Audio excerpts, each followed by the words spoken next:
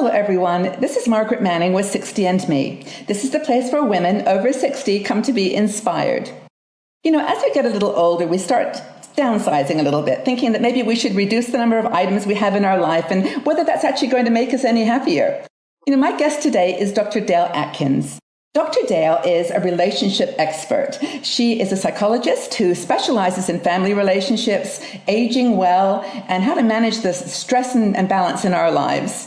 And she, of course, she's written several books and has been a TV expert for the Today Show, CNN, all kinds of places.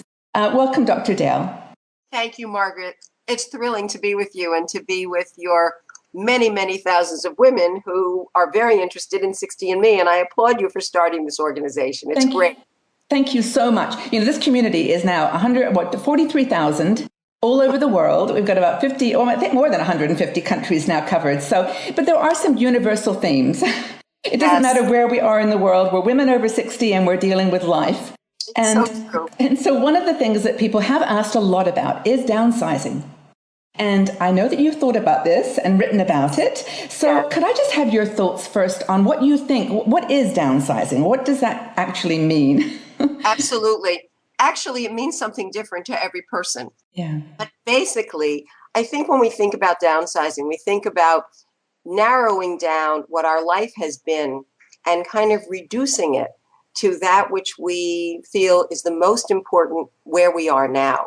Whether it's things, you know, material objects, whether it's the size of our home, whether it's the people in our lives, whether it's the way we present ourselves to the world with the clothes that we wear and the look that we have, we downsize to try and become more of our essence. And I think that it's about simplification. It's about really going to the core, our core, and the core of what we think our life is about. I love that, actually. That is such a beautiful description of getting to your essence, because that is truly what we start to do at 60. We start thinking, you know, we've all of our lives, we've kind of, you know, calibrated ourselves to other people, you know, and now this is for us. This is our time. Yes. So that's great. That's a wonderful definition of it. So now that we've decided it's actually probably a good thing, how do we start? How do you start downsizing? Well, some things that are good things aren't always easy to do. Yes. And so I think we need to prepare, and we need to prepare by thinking about what we need next in our life. You know, recently I was watching the Academy Awards, and Matthew McConaughey, who won the award for Dallas Buyers Club, said something that I found so inspiring. I actually wrote about it in my Sanity Savers this month. And what he talked about rather, was looking at himself 10 years from now, kind of imagining and chasing himself as he would be 10 years from now. And I think what I took from that was we can look ahead and without giving up the present, we can really see where we'd like to be and what we'd like to have with us. And as we age, I think what we're more aware of than anything is that we won't live forever. You know, there is a finite period of time. Yes. Of course, none of us know how long it will be, but we want to make the most of it. We want to do what we can with what we have. We don't want to have a lot of baggage. So I think we need to think about where we'd like to be in 2, 5, 8, 10 years, and what we'd like to have with us. So I think for many of us, it's useful to start with material things. Yes. And we can feel very overwhelmed. So you can start with, I don't know, kind of the closet is really the hardest place to start. Yes, the shoes. The shoes, exactly. The shoes and the scarves. The good thing is scarves pack easily. And they often have a lot of memory with them. But we could start, you know, if you have to downsize, let's say from a house, and you've raised your family in that house. Right. There are so many memories. Downsizing of things is about memories and associations. Some people like to take pictures of things that they're no longer going to keep, and they keep them on a disc, they put them in an album, whatever it is. It's a lot easier to take photographs of things, but I think it takes time. And some people need help when they downsize. They need a very, very good friend who can say to them, who can listen to the story about the objects, and then can say, you know, why don't you discard it or donate it, or decide if there's someone in your life who would really like that. You know, have them come over and look at things when you've decided what you no longer need with you. And it takes time. You can do a room at a time. You can do a category at a time. You can have someone with you for part of it or not. But the truth is we all change, and we don't need as much as we thought we needed when we were younger, and we need different things. And some of us think that when we really downsize and we simplify, we are freer. And that's the key. We are freer because we are unencumbered. So as we talk about downsizing, I think we then go to the emotional part, Yes. which has to do with what it means to us to be freer, to have more space to create, more space to think, more space to be freer ourselves, to express ourselves, and to have room for other things if we want other things, or a different style, or a different way of managing in the world. But and this is great advice, but it is actually very hard. And I'm sure you've tried to do this in your life, and I know that I have. And I'll tell you where I got stuck. I actually had this mission to get down to 200 items. I thought that was a great goal. And, I didn't need 12 berets. I could just have 3, and I could, that was easy, the shoes. But when I got to my kids' projects from school, I had boxes of like the electricity project and, frogs in North America. I was like, who needs those? And so I called up my sons and I actually said, look, guys, I have this stuff. I've been carrying it around in boxes. If you want it, great. If not, I'm going to let them go. Is that okay? And I just felt like I needed to get that permission, like it was okay. Exactly. It's perfect. And I think that you did such a wonderful thing because you acknowledge how important these things were and what they meant to you and what they represented. Yes. And your memories, perhaps, of sitting at the table while your son was creating the frog project, or going out into the wilderness and finding the frogs, whatever it was. But you also allowed them to have the opportunity to say, no, Mom, you can let it go. Or I'd like to have it. Or would you take photos of them and send them to me? I find that the photos, especially now with digital photos, people can really keep the image, and then that triggers the memory. And it's so much easier for many people to do that. I mean, my mother, who is 92, has many, many things that she had forever. Her own things from school, my father's things from school, my sister's and mine. And now a lot of it's in my attic. Why? Because I didn't have the heart to say, no, Mom, I'm not willing to take them. So, at some point I will go through them and I will just do with them what I will. But she wasn't able to do it. For her, the best thing was to get rid of them from her house and put them into my house. Yeah. Well, I think it gets back to what you said earlier about the essence of you. It's like the essence of the things as well. Like you don't need to have all the teddy bears that your children have. One teddy bear is enough, or as you said, a picture. And I actually did do that. I scanned all of my documents because I just felt that was the best thing to do. And I'm actually happy I did, because I've now got them in several USB keys. I couldn't trust just one. Yes, of course. But, it's so smart that you did that. Yeah. But, I have a question about things in general, because I think that, you said start with things, and I think that is probably the easiest. And we'll talk about people in a minute, because I'm really conscious of letting people go too. But in terms of things, why do you think we're so obsessed with collecting? And so, why it's such an important part of our lives up to 60? And then what happens at 60 that changes that, you think? I think that we amass things, some of us more than others, and some of us in different ways. For some of us, things give our life meaning. We feel we have status if we have certain things. We feel we have importance. We feel we have power if we have certain things. And for others of us, that may not be the case, but we like to have things that may be comfortable, they may be reassuring, they may remind us of people or times. People bring souvenirs home from trips. They like to have objects that were their great aunts or their grandmothers. Yes, family. Or there are things that mean something. And what happens is we think the meaning of the experience is somehow intrinsically in the thing. The experience is within us. The happiness studies of late consistently show that we really are happier when we are able to reimagine and re-experience an experience, not the thing. Yes. I think as we get older, also, and I can't not say this, we live in a society, particularly in the Western countries, we live in societies that really do bombard us with the value of having of things. objects. Mm-hmm. And, 5 things that will do the work of one. I mean, why do we have to have so many of the same thing that obviously do the same thing?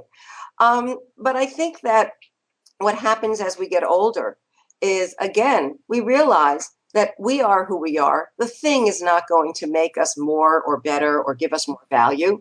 It's all within us. And we find that these things become burdensome. We want to lighten our life. We want to lighten our hearts. Yes. So many women, when they write as they get into their 60s and 70s, they write about love. They write about connection. They write about and they express about relationships. The things that they worry about when they're younger are generally not the things that they worry about when they're older. Yeah. So I think that the objects are easier to shed as we get older if we appreciate that hopefully the memory will still remain intact. Yes. And we can write about, I often suggest to people that they write something wonderful about whatever that thing was. Maybe, the trip they took when they found it or something like that. And they can keep sort of a journal or a diary. And so there are lots of ways to deal with getting rid of things. You don't have to just go into your room and get everything out and put it in bags and get rid of it, because it denies your history and the engagement that you had. I do think it's a good idea to go through things, to sort. I remember when I did my sorting, I actually took about 3 months to sort. I reflected over things, and I had a little cry now and again about something, and I did make it a ritual. It was actually quite an interesting, a moment. But I've learned since then that it's easy to gather them again. and so it's a lifestyle. But talking about not just things, talking about people, because this question came up a couple of times because we did put this out to the community. How do you let go of people and places? Maybe your home, maybe someone in your life that's been, in maybe their words, toxic or negative. Well, let's take them separately because I think they're very different. When you get rid of people who are toxic or difficult or in any way draining in ways that are very unhealthy for you, that's one thing. I think getting rid of a home or a place that, let's say, had all kinds of memories, but perhaps one where you really grew up into your adulthood in. Yes. Yeah. And raised your children if you had children, or at least had the bulk of your life experiences in this place or in a community. For many people, as they get older, they choose to move communities as well. They may want to move near children. They want to move to just a different environment, maybe to just a different place, a different country. For financial reasons. Yeah. Yes, for financial reasons, for emotional ties, just to try something new. Maybe there's a different person in their life that they're moving to be close to. Whatever the reasons, I think what's important is to be able to experience the letting go as a process. And part of it is getting rid of things and sorting, but part of it is also appreciating what happened in each room of that home, for instance, and saying goodbye. I believe very strongly that the ritual of appreciating what occurred, what it meant to you, what you learned from it, and how you grew from it is very important to letting go of people, places, things, whatever. And whatever the ritual is that you need to do it. Some people rely on religious rituals. Some people rely on family rituals. Some people, they do all kinds of things. I have a friend who started a kind of a niche business.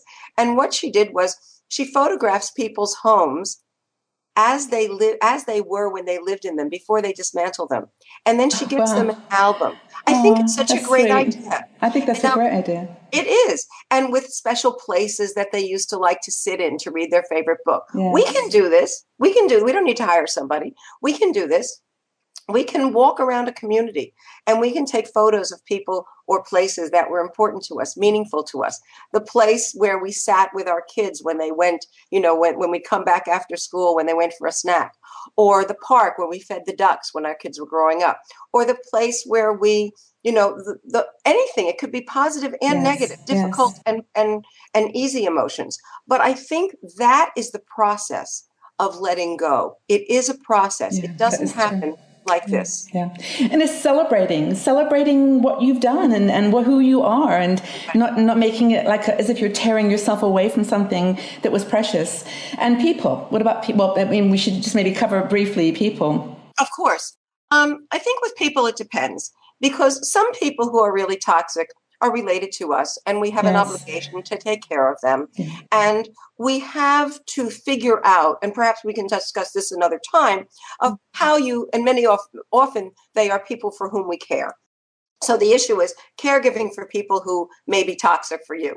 But let's put them over here for a minute, and let's go to the friends who were friends at one point, or maybe weren't. Maybe they were friends of yours because they were friends of someone else's, or maybe your spouse or significant other, or they were work friends and you kept the friendship, or maybe they were school friends and you kept the friendship, but you weren't getting very much from it, and you kept it because you felt this obligation. But you find that every time you're with that person, instead of feeling elevated or excited or calmed or whatever, or good feelings, you feel drained, or you feel that you were used, or you feel in some cases abused, or you feel as if the person wasn't at all interested in you, didn't care about what was going on in your life, talk for an hour about their life, and never seemed at all concerned about what might be happening in yours. As we get older, again, we find, and there are some people who call this shedding, we need to shed the layer of things, people, experiences that prevent us from breathing. And very often, metaphor of, oh my God, I was with this person, I couldn't take a breath. Or, this person sucks all the air out of the room. These are metaphoric expressions that are quite descriptive. And if we feel that there are people in our lives who do that to us, who we allow to do that to us, we have to become assertive and understand that they were wonderful in our life for whatever reason. We needed them. We engaged them. We welcomed them for whatever reason. We don't have to punish ourselves. We don't have to say, oh, what was wrong with me? Oh my God, I can't believe I did that. And then we say, I am at a different place. I need to let this go. And when we let it go, I feel strongly that we need to take responsibility. And if we're going to encounter the person, because, they can call for 20 times and we don't answer the phone, not so sure that's what most of us want to do. We can say, I realize that I'm not the kind of friend that you need, or I can't give you what I know you need because I'm not there at this point in my life. And I treasure our friendship for what it was. I will always value what I learned from you, the experiences we had. But at this time in my life, I don't feel that we can spend as much time together as we did. You can, say there are also opportunities to be with people in your life and kind of what I call bookend them, so that you don't have a whole weekend together or even a whole night at dinner. You can go to the movies and then get a cup of coffee, and that can be sufficient. That's it. Yeah. But you need to figure out, we each need to figure out what works for us. Because when we spend time with people who are not good for us, we don't benefit. By the way, it negatively affects our health and our well-being. And we who are getting older are so conscious of time that it takes time away from people we'd want to be with, or time by ourselves. Whenever people watch this video, you can rewind what you've just said and write it down, because honestly, those were the perfect words. And in fact, if you don't even want to meet the person, you could email them those words, because it's so graceful. And I think that was a perfect advice. And I think just in closing, just to summarize and say that I think what you've highlighted here is something so important to our community, which is independence. And it's not just independence to do things, but it's from all these things that have held us back. And you've described them beautifully, people, places, sometimes memories, the base level articles. And I think that you've actually helped us understand that it can make you happier to downsize a bit. And so I just like to give you an opportunity. Any last words on this topic for the community? Well, thank you for that. Life is a journey. People say that. I believe it with my whole heart. And it's a journey that isn't always easy, but with an open mind and an open heart, we really can learn from everything that we do and every experience that we integrate into our lives. It's easier when you have friends to do it with. It's easier when you take time for yourself and you process what's going on, there are lots of tools that we have, like meditation, like being in nature, like taking care of ourselves, helping others. That helps us through everything. And whatever experience we're having, someone else has had a similar experience. It may not be our experience. It can't be our experience, but it's a similar experience. And perhaps we can get some help, some guidance, some knowledge if we open ourselves to letting other people in to help us through where we are. So I think that's really my parting word today. Thank you. Well, I'm glad that we've let you into our world and into our life. You are very welcome here, and I just look forward to talking to you again about all kinds of topics. Thank you so much for your time. Thanks, Dr. Dale. Thanks, Margaret. Thank you.